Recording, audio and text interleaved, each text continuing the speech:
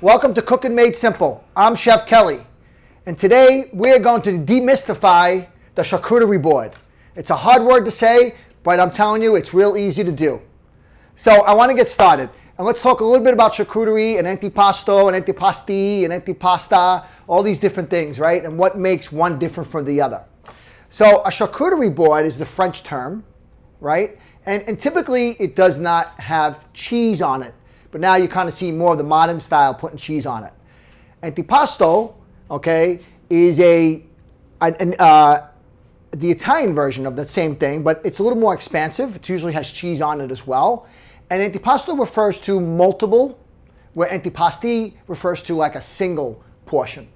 And then antipasta doesn't really work anywhere. So it's kind of just to kind of clarify it out. Everyone gets a little bit confused on it.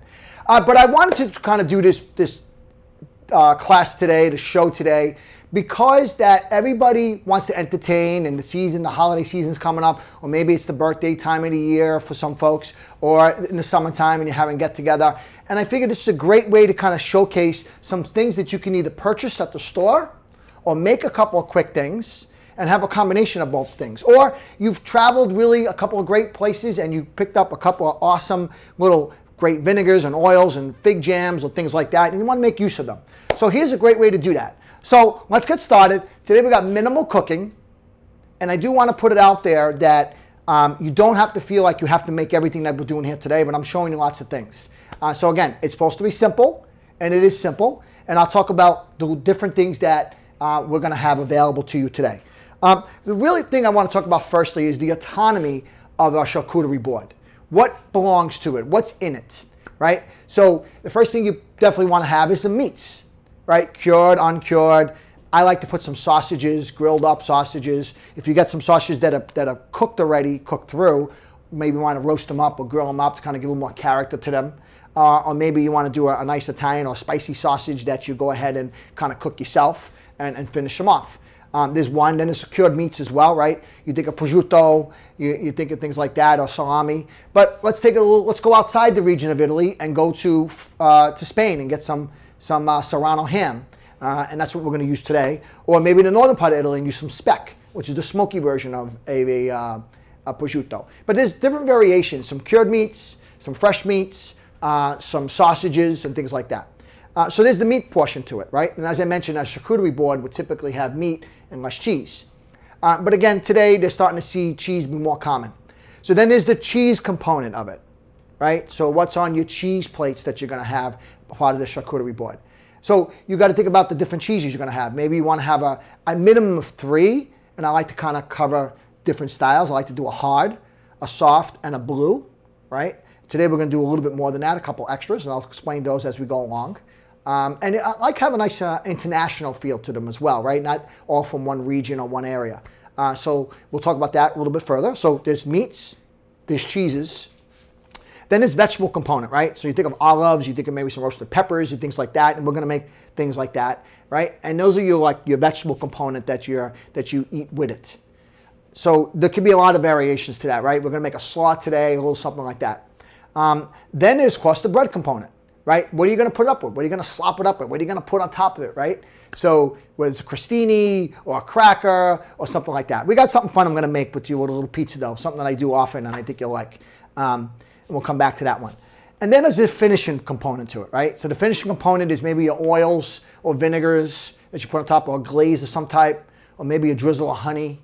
Okay, I like to put a little black pepper on certain things. So we could talk about those things, right? And then, as I mentioned, there's a combination of things that you buy and make, right? So you find a nice jar of something, like a nice fig spread. Why not? It's good. You got it at a great place. You want to utilize it. You went to visit someplace and it tastes fantastic, right? So you want to utilize it. And it's a pretty jar, so use the jar. So we'll talk about those things and kind of talk about what these components are. So let's get started. A couple things I want to do. I want to cook some things first. That's going to take a little time. So first thing we're going to do is we're going to make this nice fun bread. A cracker or a flatbread, if you will. So this is my homemade pizza dough that I make at the hotel, and I brought one in today with me. And feel free to buy a cracker if you like, or a flatbread of anything you like, okay? But also feel free to buy a pre-made dough as well. So what I want to do with this guy here is stretch it out And it's really wonderful when you do this. You can certainly bake it in your oven, but also you can grill it. And we're going to talk about some of these items that you're going to grill. Okay? So you got this nice dough. It's nice and soft, right? Dough works a little bit better when you leave it at room temperature for a while, right? So make pizza. Most pizza places have their dough in a higher temperature refrigerated. They're not like your typical 38, 35 degrees. They're a little bit warmer, so they stretch better. So this particular dough, right? So we're just gonna, reason why you do this so you get it nice and thin. So we're making a flatbread and it stretches it out. So pretty simple, right? If you can't do that, don't worry about it. Or if you throw it up and it sticks to the ceiling, you're in trouble then, but it's okay. You just roll this nice like this. Pretty simple, you don't need to do anything more. That's it, right? Now we're gonna put this right on this pan. I got my oven set for 450, okay? If you wanna grill it, and I'll talk about grilling in a second, okay? I got some really nice olive oil. It's my branded olive oil, a little basil in it, so it's a nice flavor to it, okay? And then I'm gonna take a little bit of honey. And this is gonna be nice because this is gonna make it a little sweet, right? And I'm gonna mix this honey and oil all around the dough. And then you wanna cook this in the oven or on the grill, completely crispy, right? So just like you get a flatbread. So pretty simple so far, nothing to do here that's difficult, right? Just make sure you get that honey all around. And if you grill it, you'll actually get a nicer flavor because you'll get that little caramelization from the honey. All right, so that's pretty simple. Now, I put some sea salt on it and some black pepper. I like the black pepper because this gives it a nice little zing to it. All right, so I got my oven on high. I'm putting that in the oven, okay, until it's done. How long? Well, maybe 6, 7, 8 minutes, depends on your oven and how thick the dough is and how long it's been out for. But we'll let it go, we'll see what happens to it, and we'll go from there. All right, so we're done with the rolling pin. I don't need that guy anymore. Next what we're gonna do is we're gonna cook a bunch of things. So, really simple.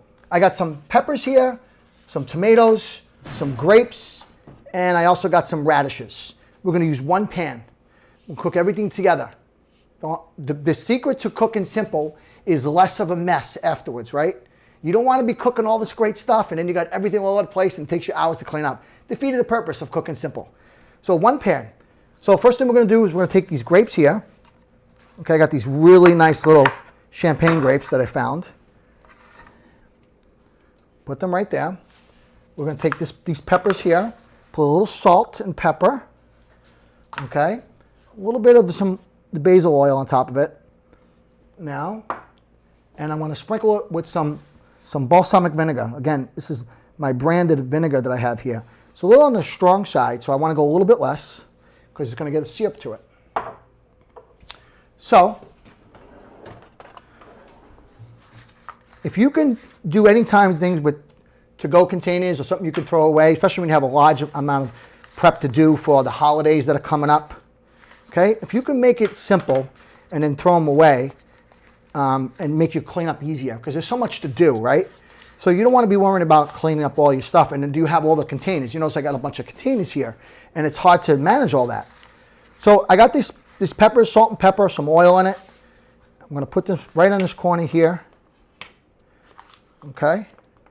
They don't have to be cut perfect. They're rustic. Come back to those peppers later, the rest of them. All right, now I got these tomatoes. Again, same salt and pepper. I'm going to put some oil in here. Now I want to change this flavor a little bit. So I'm just going to add a splash of this white vinegar, nothing special to it, right? Toss this guy around. This is your best tools. Your hands are your best tools. So you get your fingers in there, you touch it. Of course, you got to clean it, all right? So we're going to put these here. So the nice thing about when you do this type of event, when you're cooking this stuff, you don't need a lot of stuff. You don't need to have lots of prep. So if you have one pepper, you got a couple of tomatoes, you have a few radishes, you can make use of them by doing a small amount. Sometimes you don't have it all. So cut these in half. give them a wash. I like to leave this here, the stems, because I think the stems are kind of cool in their own way, right? Like that rustic look to it. This is going to be nice and colorful. So this is part of our vegetable component, right? And then our garnish, our topping. So that's where the grapes come in. So if it's the seasonal grapes, right? And it's like the time of the year when the grapes are eating the best, maybe you don't have to even roast them at all. Okay, I'm going to roast these guys. So we're going to put our radishes here. And we're going to season this guy up. Notice I didn't really toss it. Just kind of sprinkle on top. There you go. Okay, so now I'm going to put a little bit of lighter olive oil on it.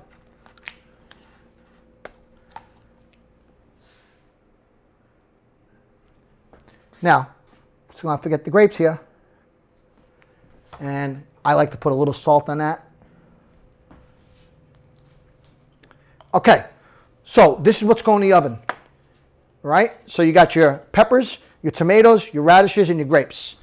We got the bread in the oven, right? Let this guy go. So listen, all you're looking to do with these vegetables is roast them up. If they're underdone, it's okay. Eating raw vegetables, it's fine. It's not like eating a raw chicken, right? So you can eat them raw. So if they're a little underdone, it's okay. Matter of fact, in some cases, I like them that way because they're a little crunchier. They hold up. All right, so the next thing we're going to do is we're going to make a bacon jam. Now, this is kind of fun. All right, so we're going to come on over here, and I got this peppered bacon. I already chopped it up. Secret here, when you're going to chop up bacon, make sure it's really cold or semi-frozen even if you can, because then it's easier to cut. If it's at room temperature, the fat is slippery. So if you turn around and kind of try to cut it, because you need to cut it, like in this case here, if it's nice and cold or semi-frozen, it will cut easier for you. So I'm mixing this up here. Now notice that the pan was dry. I had no oil in it, right? It's going to render out. Render out means that the fat's going to cook slowly. This is what we need to get done. We need to get the bacon to cook down slowly and render out. We don't want a chewy jam. So we're making a bacon, onion, maple jam. So that's what we're really going to do, all complete name of the dish. So we'll get our honey. We got our onions. We're going to add some balsamic vinegar to this. I'm going to add a little bit of white vinegar, right? Some salt and pepper. Okay? And we're gonna cook that down. All right, so we got this guy kind of rendering. You don't want too high of a heat. If you have too high of a heat, it's gonna burn or cook too quickly before the fat renders out. So a nice medium to low, or low to medium, I should say. Next thing we're gonna do is we're gonna make a quick like kraut. Very simple. So you either go sauerkraut, you take cabbage, they put a vinegar on, they'll sit. Well, we're doing a quick version of that because I want that nice acidic stuff to go with these fatty and these rich flavored foods, right? So we're going to take some red vinegar. We're doing two things at once, guys. So that's, remember, you got to multitask here. Everything's easy to do, especially for me. But we're going to put some salt in here, and we're going to use some honey as well. So you got your salt and your honey are giving you your little zing to it for your kraut, and I'm going to put a little turmeric, give that nice warm flavor that you get, right? We're going to let this guy simmer a little bit. We'll put a splash of water in a second. Move this out of the way here. Okay, so I'm just going to get a splash of water. Now, what are we doing this for? We're heating it up. So then we're going to pour it right on top of this red cabbage. And we're going to let it sit. This will be good for a couple of days, even a week. Okay? So we got a lot of things happening right now. So we'll put this aside. So as far as the preparation that I did so far, I just cut the vegetables, okay? Pretty simple. You don't have to go crazy with different things. You know, you can buy them cut already. All right, so we got the kraut working. We got our vinegar kind of cooking there. All the flavors are going to come through. We got the bacon here. Let's take a look at our pizza. It should go relatively quick. So on our flatbread / pizza, show you what's happening. So if you take a look at this guy, see he's getting a little brown. Okay. Turn him over a little bit. See if we can get a little roastiness on this side. All right, that's almost done already. See that? That didn't take long. So it's a little on the soft side. So I don't want you to think that it's ready. It's still got to be a little bit crispier so we can crunch it up. But if it's a little chewy, it's fine. It's like pizza, right? All right, so we got a couple things happening here. Next, we got some crostini bread. All right, move this to the side a second so we can see what's happening. So before I move on to talking about the crostini bread, we have our vinegar kind of cooking here. Let's take a look at, make it a little higher. We have our bacon kind of rendering nice and slow. Okay. We'll come back to that. Now, we need some crostini. So, we got some nice French bread.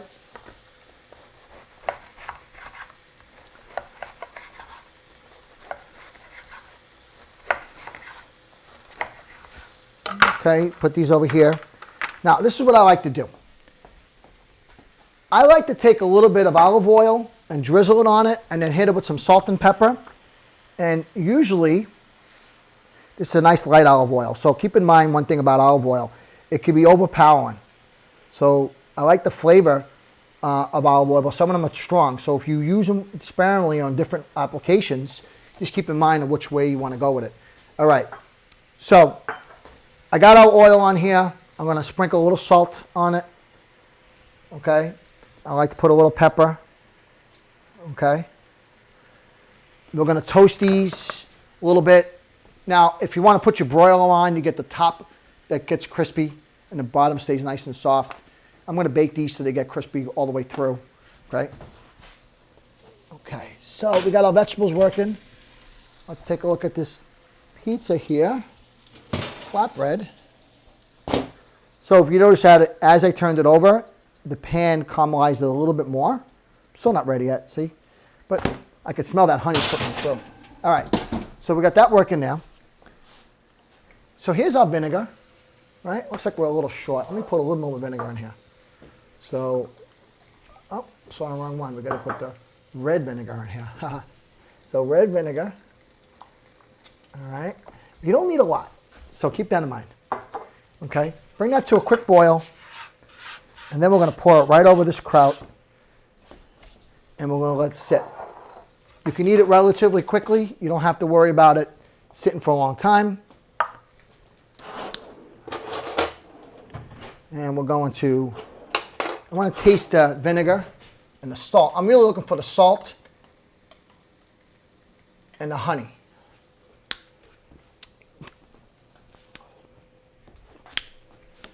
Okay, that's good. The water kind of toned it down too a little bit, which is good. So keep that in mind. Sometimes the water kind of cuts down to the vinegar. The honey, the sugar would be, right? I'm using honey instead. It's just more natural, better for you. That will cut down on the vinegar as well. All right, so we have our bacon here. It smells great. Now, this is just about done. I'm going to take that off, the vinegar. It's done. It infused what I needed it to do. I might just put a pinch more honey in it and a pinch more salt. But I got this bacon right here. I'm getting it nice and crispy. Once it gets crispy enough where most of the fat is rendered out, I'll kind of drain it. And then we're going to put some onions in and let them caramelize. And that's the key right there. We want to caramelize the onions. So we'll take this out. We'll strain it. We'll get the onions started. We'll put the bacon back in. And then we'll finish it off. All right. So here we go. Look what I just did. I put this turmeric vinegar right on top of the sauerkraut. Okay? It's not really sauerkraut, but it's more like cabbage. Okay? Look at that color. It's great. The heat kind of went through the purple, right? It's got a nice red to it. Then the turmeric kind of came out. Perfect. So I said I was going to put a little more honey, and I did. So there's a little honey. Here's a pinch of salt. Let's maybe a pinch of pepper while we're at it. And this is a nice, simple, quick kraut. All right? It's So let that sit for a little bit. Doesn't need a lot of time. Okay? All right.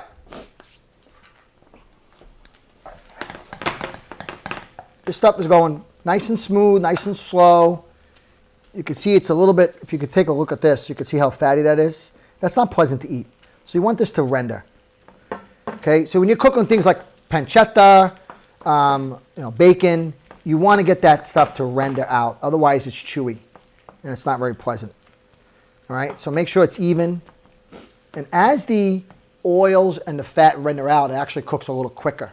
So you'll start to see as it comes out, it will start to cook quicker. All right, let's see how this is doing. Nice and cooked on one side here. And I think we're almost done with the top. We'll get the crostinis to cook a little bit longer. Instead, let's take a look at our vegetables. All right, so these got nice and bubbly and blistered and look like fake grapes. It's so fun when you cook them, right? Like so fun, right? This is cooking a little bit. The peppers, the tomatoes are starting to blister a little bit. That's what we want. These could be a little softer. I like them roasted a little bit more. All right, so 450 degrees the oven, and you're cooking that stuff there. All right, I want to taste this guy before we get finished up with him. All right.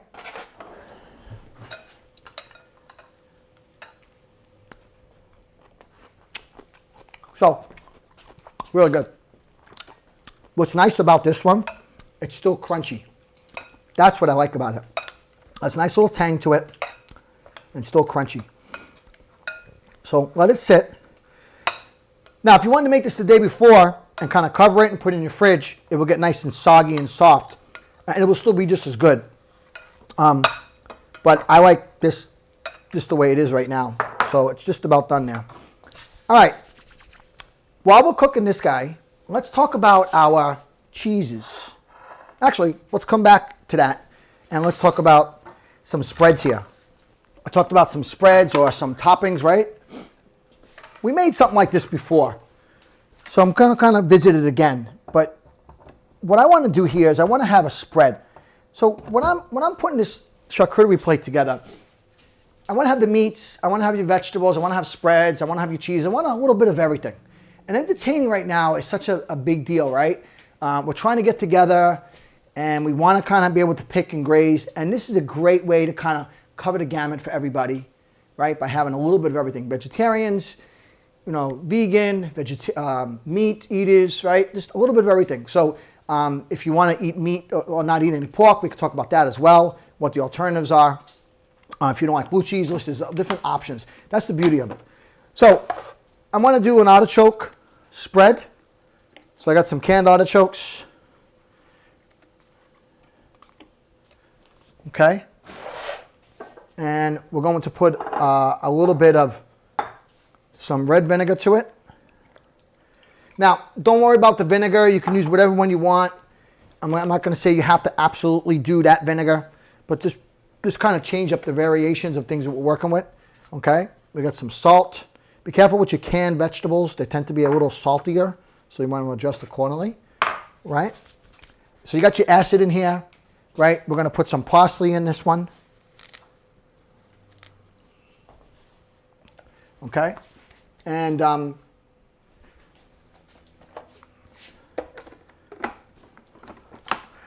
turn this guy on.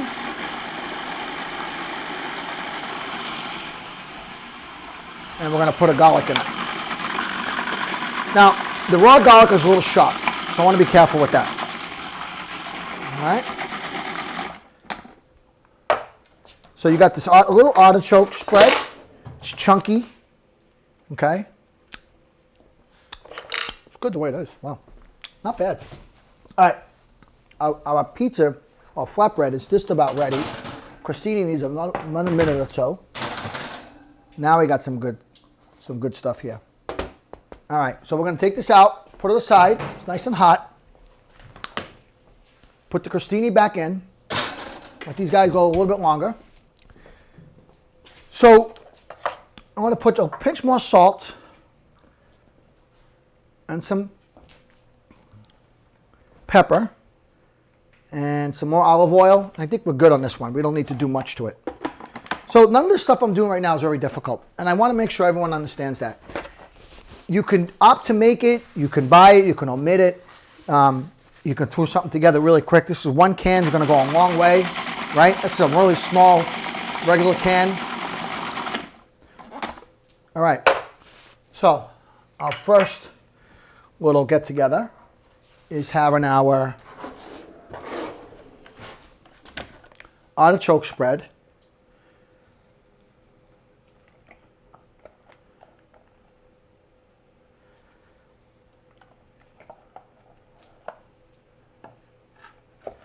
Okay.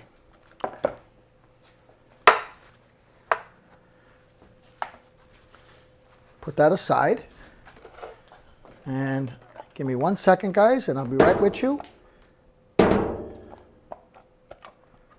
So the thing about when you do things like artichokes and beans, there's no raw protein in here. So you can actually use the same container without really washing it. So you just got to rinse it. But if you want really particular about the flavor, you might want to make sure you clean it really good. But just a quick rinse. Again, you don't have to scrub it up and you go to the next thing. And again, cooking made simple. You don't have to clean up so hard. All right, before we move on to the next one, I just want to check our stuff here. Now, bacon's getting there. See, it's starting to get nice and crispy over here. Got a couple of good pieces here. All right. So this bacon is almost ready to come out, and then we're going to caramelize the onions. Now, the thing is, you got to also be careful with this one. You want to make sure you are kind of lowering it as you go along, because otherwise it gets burnt too quickly, like the heat is too much. So lower it if you need to. It's not one of those things you can kind of walk away from without and come back later. So be careful with that. All right. All right. So we have our artichoke spread there. We're going to do our bean one. Okay. Just because I want to make sure I have a different flavor profile in here. Let's go with our little sherry vinegar. All right. Something a little different. We'll go with the basil oil. So now everything's the same. Right? Why not? Put a little onion in it. It's okay. Ain't going to hurt us. A little raw onion. Some pepper. Some salt. You need an acid in here, so that's important. So like I said, you can do lemon if you like. You can do white balsamic vinegar, and we're using sherry vinegar. So you need that stuff. Okay, a little parsley, again, that nice brightens it up a little bit. Maybe we'll do a little bit more than what we had over here before. And again, this one, we're going to puree it, and you got yourself a nice little bean dip. All right, so this guy is almost rendered all the way.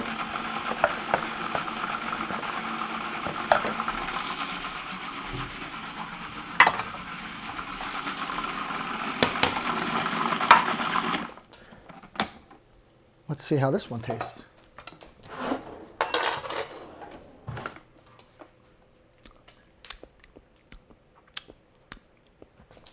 A little creamier. That's good. All right, next.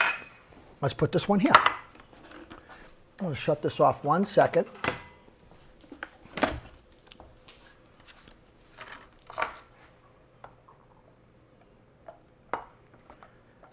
So we have some spreads. Or dips, if you like, right? This is kind of dippy. This one's here more dippy, I would say. It's a little softer. This one's more spready. It's thicker. What's the difference? Well, one's thicker than the other, really, right? So we have a spready, a dippy, right? Get this one out of the way.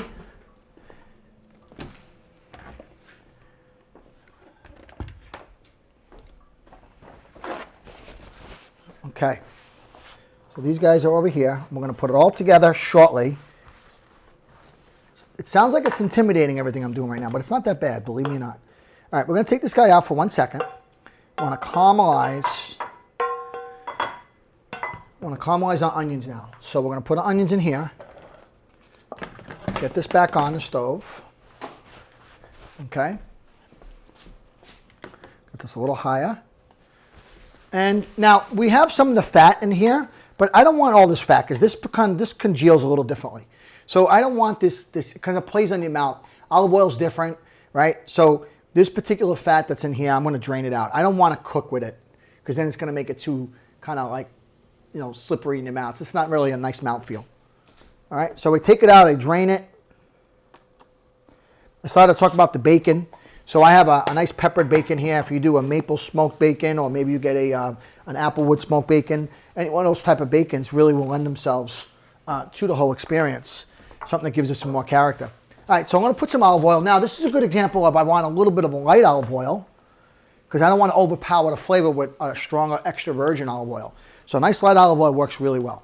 So let this guy caramelize a little bit, okay? It's actually not as long as it seems, just because I'm going over a lot of stuff, but it's really not as long as it seems. All right, so we'll let this guy cook right here. And then we're going to put some Worcestershire. I didn't mention that before, but a little Worcestershire, give it a little depth and complexity. Now, I do want to mention something about Worcestershire. It's a lot of great flavors to it. But there's one main ingredient in here, it's anchovy. So if you have a fish allergy, be careful with it. It definitely has it in there.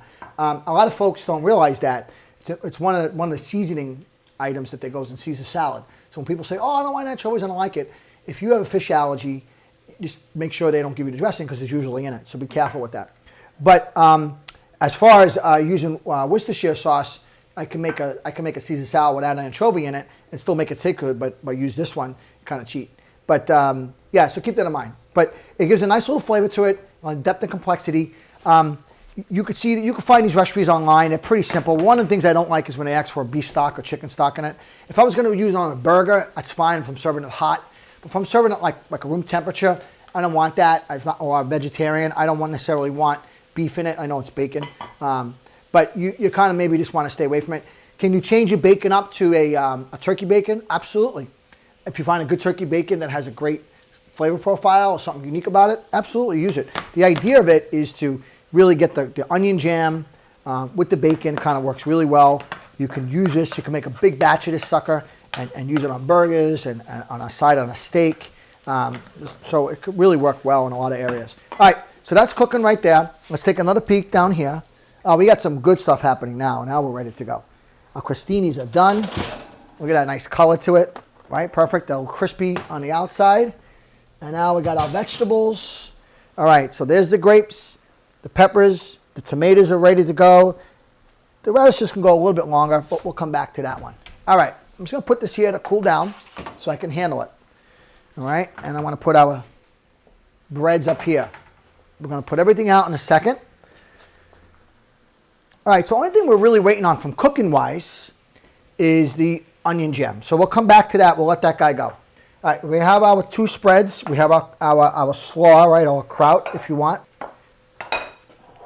We have our onion jam working here. I'm going to move these salt and pepper down to this way. And we're going to do a couple little marinades really quickly. All right, let me move this out of the way so you can see what I'm doing. Pretty simple stuff right now. I got some feta, I got some olives, I got some eggplant, I got a little garlic here. So let's talk about eggplant really quickly. And I want to mention a couple of things before we do that. Right now you can go outside, you can barbecue, grill all you want. So grill some eggplant. I grilled these earlier. I took some sausages. I got these really great andouille sausages from D'Artagnan. Fantastic meats. They make some great sausages. I grilled them up a little bit. I took some brie and I grilled it on both sides. So if you're going to grill, you grill everything at one time. So you can grill your peppers if you like, right? You can grill the cheese. It's kind of a fun texture to it and look to it. And you can grill the sausages. If they're cooked sausages, all you're really doing is kind of getting that flavor profile and rending them out a little bit. Okay, and you got the eggplant. So we'll come back to these cheeses and meats in a second. All right, so I want to marinate a couple of these things. So things on the marinating stuff. So I'm not really doing a long marinade. If I was doing a long marinade, I would do this a couple of days in advance. So I got these olives here. I got two nice green and black olive, whatever you prefer. Leave that choice up to you, right? I got a nice, great basil olive oil, something with good flavor, right? I got some rosemary in here, right? I'm going to splash it with a touch of red vinegar or any vinegar you really want. Just a quick one too. You don't have to do too much to it. You let this sit like this. If you want to put some things like lemons or orange peels in it, go for it. Okay? I broke the the garlic, as you saw. So I'll put another one in here. Okay. Put a little couple of pieces of parsley flakes in here. So you got a little marinated olives, right? Okay. Just sitting on this, not too much. That's simple. Next, we're going to marinate some feta. I'm watching my onions. Take a look over there. How they doing? All right. They're starting to caramelize a little bit. They're still they're translucent, so not giving me any deep color yet. So I got a little parsley, right? I'm going to take a little bit of rosemary, this kind of big pieces. I don't want to, so listen, let's talk about rosemary and thyme. Someone did this the other day to me. They took the rosemary raw, put on something and served it. And I go, you don't want to eat raw rosemary. It's kind of sappy. But big pieces like this, they kind of permeate the flavor to it. No one's going to sit there and chew on them. You certainly can if you like. But just big pieces of rosemary in there. Let it sit. It's okay. We're going to put some olive oil to it. Okay? And in this case, we're going to put a good amount of black pepper. Okay? Now, you got this marinated feta cheese in here. We want it to sit like that. I need a little more oil to it. There we go. Now we're talking. All right, that's 2 marinades. Next, we got our eggplant here. So the eggplant, just because we're going to share it, right, and they're not so small, I'm just going to cut them into nice big pieces like this. Put them in here. Okay. Want to smash a piece of garlic. You want to put some red pepper flakes in it. These are just variations, things you can do. I want to use a little bit of white balsamic vinegar, a little something different. Again, go with our nice olive oil that we have. Toss this guy around, a little salt and pepper. Simple. Don't have to do too much to this. Notice I am not doing a lot of stuff. But when I put it all together, it's going to look great, it's going to taste great, and it was really easy to make. So, you buy all this nice stuff at the grocery store, and you put these nice little marinades, these little toppings, the little sides together. Okay? And there you go. That's all you need. So, let's take a look at our onions. There we go. Now it's starting to caramelize. Smell that. So, clean this guy up. Now we're almost ready to start putting things together. Once this guy gets done, we're good. It's going to take a little bit more time, but we're going to come back to it. We'll probably put them on last. We'll probably serve them on the warm side for us. But you can certainly do that. Keep it at room temperature. So get a nice caramelization. Now listen, we don't need to put sugar in this because we're going to do honey. But when you caramelize onions, in this case, we're doing a jam, so we want that little thickness to it. We want that sweetness to it. But I want this to get, I want the depth and complexity, that little nutty flavor that you're going to get out of the onions. So that's important that you get it caramelized, right? Get that toastiness. So once you get that going there, now we're going to add some honey. You can usually use brown sugar or white sugar, but honey has a little more depth and complexity, and it's just better for you. So why not have it? Especially if you got a great honey that you find at a farmer's market or something, why not use it? Okay? So we're going to have this honey here. We're going to let it cook up a little bit. It's going to be part of our base of our jam, right? We're going to add our bacon to this. I can smell it. So bacon, peppered bacon, honey, or maple syrup or something like that. If you want to use it, that's another option you can do. Maple white all works really well with this. Okay? So, matter of fact, I think bacon and maple syrup go better together. So if you want to use maple syrup, go for it. All right, so we got that going here. We're going to add some white vinegar. We're going to add some dark balsamic. This one's a little bit on the thick side, so we'll be careful with it. A little pinch of our Worcestershire sauce. And now, I want to add a little bit of water to it so it can start to jam up a little bit and kind of cook slowly and transfer all these great flavors to it. We'll test for the pepper. Remember, we got peppered bacon, so we don't need to put more pepper to it, but we'll double check it. And we got salty. By the way, I meant to say this is an uncured bacon, so the salt content's lower. Okay? So you're going to have to definitely check that. So we're going to lower this a little bit. Okay? All right, and we'll double check everything when it comes to the flavors in a minute. All right, so in the meantime, I'm going to move all these guys over here, back here. And we're going to start putting our stuff together. All right, so far so good, right? We got the three marinating items. We have the kraut, we have the spreads and the dips, right? We have the pizza or flatbread, if you will, the crostini, right? We're going to talk about the cheese. Talk about a bunch of these other items in a second. And now we got all our vegetables already cooked. All right, so a lot of folks here have really been building these beautiful gourmet kitchens in their homes, and they want to showcase their islands and their kitchens and their nooks and things that they have, right?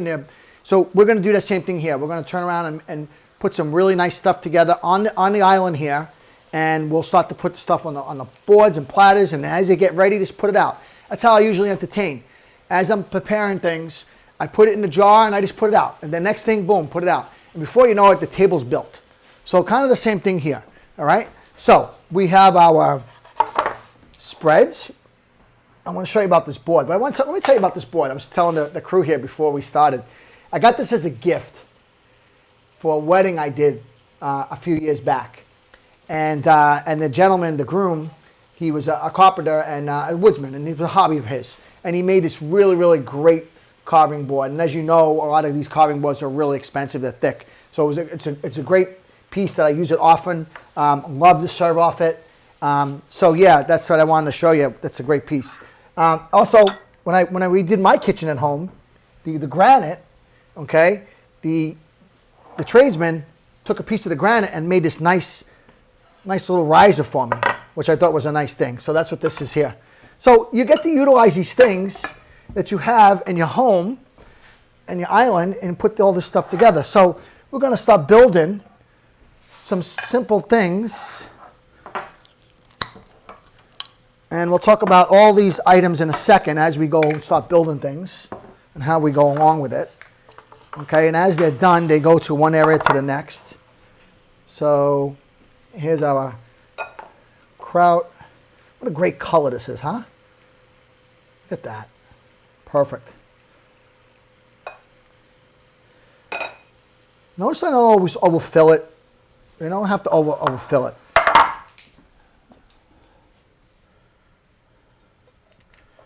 So we'll just throw some rosemary on the side here. All right, we have that guy up here. Then we're going to take this nice eggplant and just put it right on the board. Right? So we're building this little stuff as we're going. You know, the olives probably do really well in the jar. Let's put these in the jar here so they don't run all over the place. They're a great color. They have a nice sheen to them. Okay? They go in the front. So we're putting all these little things together, right? So I got this nice marinated feta cheese. So in a case like this, I want to put the feta cheese here, and maybe I'll put a little bit on the edge here, right? Looks kind of good.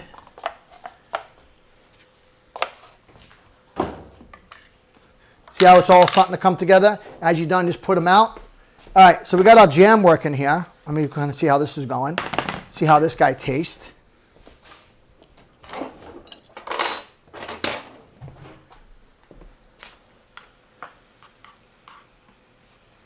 Oh, I need some bacon on that.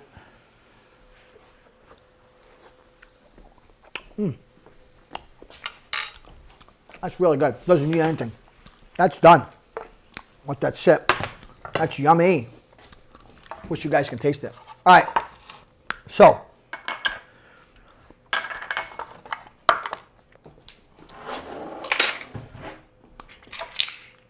we have our eggplant. We have all kinds of little fun things happening here. All right, we're going to do some quince paste. So what is quince paste? It's a fruit real popular in Spain. Okay, so these nice big pieces here, cut them, and they're nice kind of a sweet and salty, sweet things, not really salty, but they really works well with salty items. So I'll put it next to the feta. So I want you to match things up a little bit, right? Salty and sweet. Okay. So you got that one. You can certainly use this guy too. This one we don't need. All right, so we're going to take our bread, kind of get our bread out of the way. Again, as you're doing things, put them right inside your containers or your vessels that you're serving with and put it wherever you want. And that's the key about, as you're working around the house, cooking made simple, is to turn around and utilize your time and your vessels. All right, so this is the honey with the olive oil and the black pepper on the pizza dough. This is my homemade one. You can certainly buy one or make it yourself, or you can buy a one that's already done if you can find it. But I'm not cutting these perfect. I'm cutting them rustic. They're crispy. You can hear the sound as I'm cutting them. Okay. Put these like this. You put some crackers if you like. On this one here, I'll put a couple of random pieces around. It's all of it's for show too. It's not even just about I want to make this all together. I want to kind of put pieces for show here. All right, so far we got a lot of little things going on, but we're coming to the end. It's really quick so far, right? So the thing I want to talk about is as you put these things on the boards and platters, you don't have to fill every single piece up. You see some of these things on the internet and they show you pictures of them, and every single piece is full, right? So you got this. I got this beautiful custom board made for me as a gift from a wedding I did, and now I'm going to cover it up, right? I might as well just serve everything on this here and just cover everything up if that's the case. But I got these nice boards. I got these things we've picked up. My wife and I have shopped, and I want to get this piece. I got this here. Oh, this was really nice. Or we got as a nice gift. You want to be able to just kind of showcase it, and so don't fill every spot up. All right, so before we get into let's do our meats right now. Okay, so I got some beautiful Serrano ham, already sliced. What's Serrano ham? So Serrano ham is prosciutto in Spain. Okay, and what they do is they season the exterior a little different. They feed the pig differently, and then they season the exterior. I find it to be a little bit more mild on the saltness and has such a great flavor to it. So you got these nice slices here. Just gonna put them down nice and neat, nice and big, and let them fall. Don't have to be so perfect. You don't have to layer them, right, to be perfectly like a deli platter, right? You're kind of going more rustic. So you got this beautiful, nice, this becomes a nice focal piece right here, right? So you got a couple of cutting boards. You put them out in the center of the table.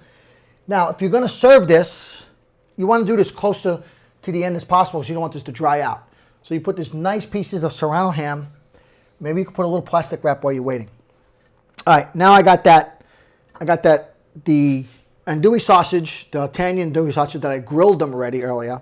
And they're already cooked, right? I'm just going to cut these pieces like this. You can do a chorizo of some type. You can do Italian sausage sweet, Italian sausage hot. You could do a great kielbasa. You can do any type of sausage, okay? We are making it all kinds of different ways, right? So we're going to put this guy, because he's got a nice color, here. All right, very simple. Now you're going to pick at it, right? So now you got this nice Antipasto charcuterie board that's getting built all around us, right? So I got the nice salami. There's some really great ones out there. Some with fennel, some with spicy, some are with all kinds of different wild boar, red wine in it, all kinds of fun stuff.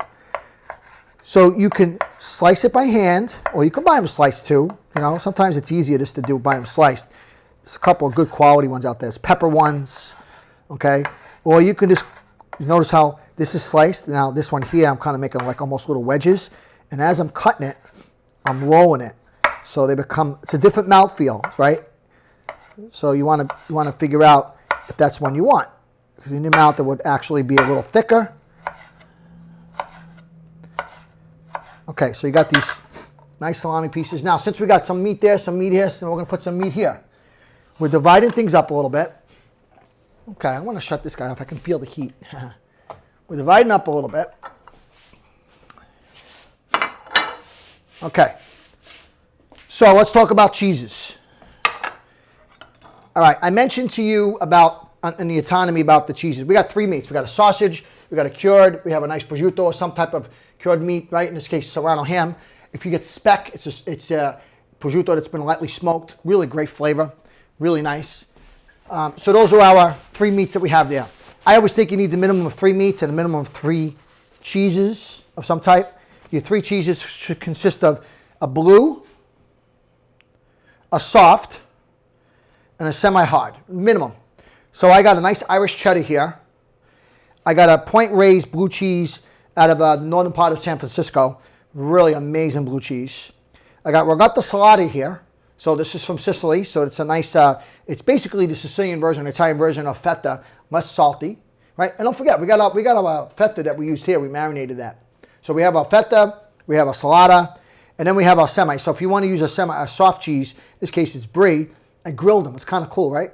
And if you put something on top, which we will, you'll see how it all comes together. But you can use a goat cheese if you want. All right? So you take these pieces, right? Now, if you time it right, you grill them. They come out nice and ooh and gooey. You put them right on the plate. You know, this small little plate will work well. I'm using it as a riser right now. But we got some great little pieces of cheese right here. Don't have to do much to that, right? Now, you have a big piece you cut in half. This Irish cheddar, okay? You can use some great local cheddars here, okay? I'm breaking it nice and big. If you get a Grafton cheddar, something local here, we'll put this guy on this side. Just putting things together really quickly, right? So notice what I just did, and want to make sure. I'm cutting the cheeses in a certain order because I want to end up with the blue cheese at the end so it doesn't, mess up your cutting board or contaminate the rest of the cheese, because it could be offensive to folks. So you want to kind of keep that in its own world, sort of. So we got the salada nice. I like a nice wedge there, and then this kind of gently, these nice slivers if you can. This is great on a salad. This is great just shaved over pasta. Very simple. So we're going to leave this nice big piece here. Okay, and we're going to put them on this side. Nice wedge right there. Got these awesome pieces. So, we talked about covering the board, right? Notice I got a lot of space. We call that, in the culinary world, we call that negative space, in between. So, you got these beautiful boards. They look really nice. Okay, so that's the negative space we have there. So, we have the Point Reyes blue cheese. We'll put this guy right over here. Okay. Now on the blue cheese, you can crumble it or you can just leave it whole. Okay. All right. So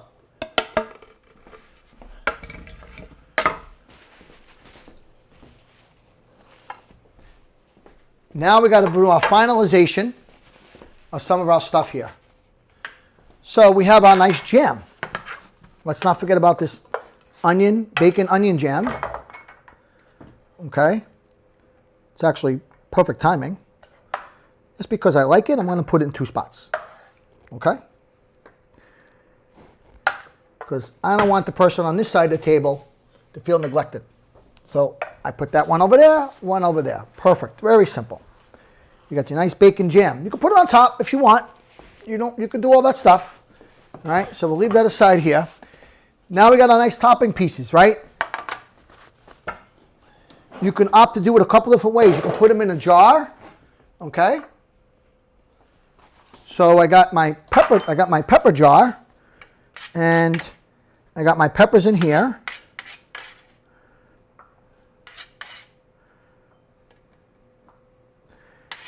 If you want to put a little spice to this, go for it. Why not? It's okay. All right?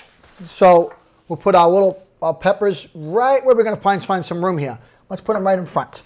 Okay? Now we're going to take these beautiful little roasted grapes, put them all around, just randomly put them in different spots, right?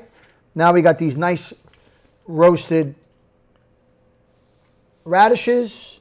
See how the green comes out? It looks really nice and bright, and you got these little pops of here and there, okay? Got your vegetables there. Now you got your tomatoes. Okay, tomatoes can go really good here. We like tomatoes and eggplant together. So they're kind of married. They like each other. Put them with each other. Okay.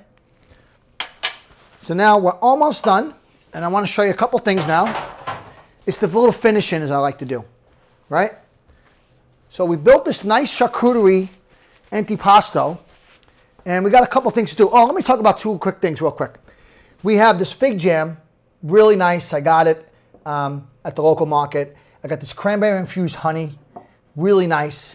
What's nice about the cranberry infused honey is that you can utilize it in the case of the blue cheese. Blue cheese and honey go really well together. It's so seasonal right now. So let's move this guy here and let's just drizzle a little bit on top. A little finishing, right? These are the little finishing things that we're going to do. You leave the spoon in that one. Okay? So I got some nice, really great sticky balsamic vinegar. Okay? So I think this is great to kind of put over the sausages and a little bit of the eggplant. Let that drizzle right there. Okay? Now, you need to have some crunch on this. So on the crunch, I got these fantastic Moccona almonds. Moccona almonds, they come from Spain. So we got Serrano Ham, Moccona almonds, Quince Paste, all from Spain. Really, really great. Moccona almonds are different from other almonds. I like nuts for at least one option of nuts on the plate. Not necessarily need all of them, but some nuts. So if you want to put nuts on certain things, go for it. If you don't want nuts at all, or if you want to substitute nuts out, I would say that you look at something like a seed, right? Pumpkin seed, toasted pumpkin seeds are great. They have the same texture, and you pop them in your mouth, and they're just really, really great saltiness. Okay, so we got that. And then finally, we're going to dress it up with some strawberries. Okay, some great colors, right? You don't have to overdo it. You don't need, I like the green on it. The green looks kind of fun, right? Put this on top of here. So now the thing about it is that I have this Brie here, right? And I said to you, put a topping on it. But I got so many toppings to choose from. So what do I want to do? Do I want to do the bacon? Do I want to do the cranberry honey?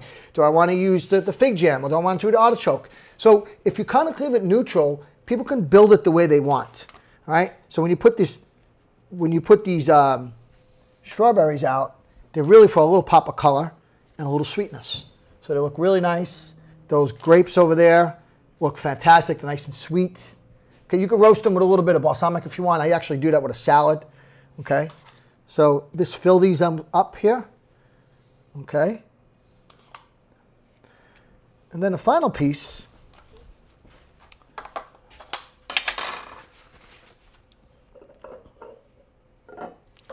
is I got this great, my branded basil olive oil. Put it on the Ricotta Salada. Maybe drizzle a little bit around here, give it some love all around. Okay. You don't have to overdo it, just a little bit here and there. And then a little toppings, right? We got a little bit of black pepper here. Put a little black pepper on this guy. A little of a topping on that guy. And then we're going to float olive oil on this one. And really, that's it. That is your charcuterie antipasto plate. How simple was that? So I want to thank you guys for really being here with me today. I'm kind of demystifying the whole charcuterie board, what it means, what it is. It's an intimidating word. How is that different from an antipasto? And then, you know, what does that look like on here? What can I do to entertain? It's a nice little simple entertainment type option here. So we'll put some spoons, right? Things you can grab with. And if you get the really nice, everyone sees those nice little sets of knives here and there, right? You find them the little cheese knives, and that's what you make use of them. Makes it really full. Now you're entertaining. You got people over the house. You walk in, and now they're picking at it, and it really sets the tone. You got a beautiful island in your kitchen, or you got a great dining room table that you want to put your stuff on it, or you're entertaining with a bunch of different people, and you put this out, and it looks like a professional did it, like you hired someone to come in and put it together. But remember a couple of key things. Show your beautiful boards, okay? Have multiple items, different textures, right? Have different heights, even stack them on each other. Okay, use different containers. Use store-bought stuff that are really nice, that are really good, right? Make a couple of your own things. Okay, decorate it with some herbs, things like that. Use some unique stuff like the radishes, roast them off. Grill some things. Okay, we have this nice crispy bread here with the honey on top of it. Okay, there's all kinds of fun stuff that we've done together here, and I think it really kind of helps you understand what we're doing. We got these great tomatoes, we got these eggplants, just all kinds of fun stuff. So you don't necessarily need to do all of them. There's a lot of stuff I did here today, but this is kind of how I operate when I'm entertaining. I'm going to be doing it on the holidays coming up real soon. So anyway, I want to thank you again, and thanks again for sharing your time with me, and hopefully you get to utilize these ideas, and let me know how it goes.